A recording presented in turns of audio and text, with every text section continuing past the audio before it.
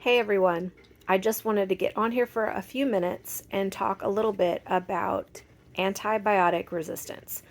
If you're not familiar with antibiotic resistance, I would start by doing a quick Google search and just try to familiarize yourself a little bit with what that actually is.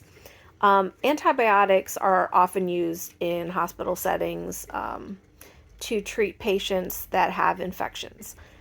If a patient presents to a doctor and the doctor believes, based upon the symptom profile, that that patient needs to be put on antibiotics, the doctor will often run into a problem.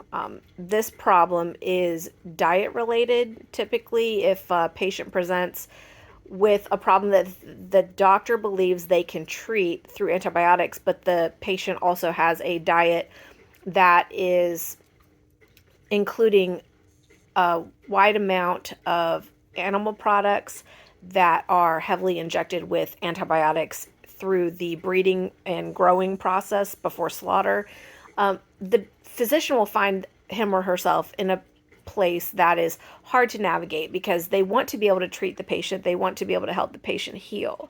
But that often becomes impossible if the diet of that person is already laden with antibiotics and they have so much of that running in their system that there's very limited success that the doctor can have in treating a patient with antibiotics in that sort of situation. So it's just something to be aware of, because this is where the patient has to become accountable for their behavior.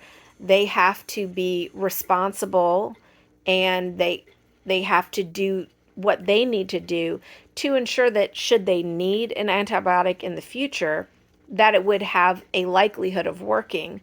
And one of the best ways to ensure that there is an increased likelihood of an antibiotic working should you ever need it in the future is to just really limit. I'm not saying don't eat it at all, because I know if I make a statement like that, a lot of people just aren't going to be able to do that. But I would say seriously limit the amount of animal products in your diet, because by eliminating those, you're eliminating the majority of the antibiotics that cause that problem of antibiotic resistance when a physician is trying to treat you. So give that a try, see how that does.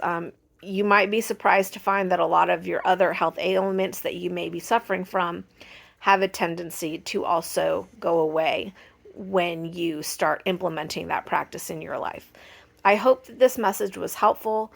I'm certainly not trying to tell anyone what to do. I'm just sharing my opinion from the perspective of having struggled with my own health issues, having done a lot of research to try to figure out what's the best way to address my own health issues. And I care a lot about other people. I don't want to see other people go into hospital with some health ailment that's unable to be treated by the best doctors out there, simply on the basis of what they've choose to consume on a daily basis, making it basically impossible for the physician at that point to really do anything to make a difference and to help that patient feel better. I mean, ultimately, we all want to be happy and healthy. That should be everybody's goal. So if me sharing some of this information can help you get there in some way, then I feel like I've done my duty.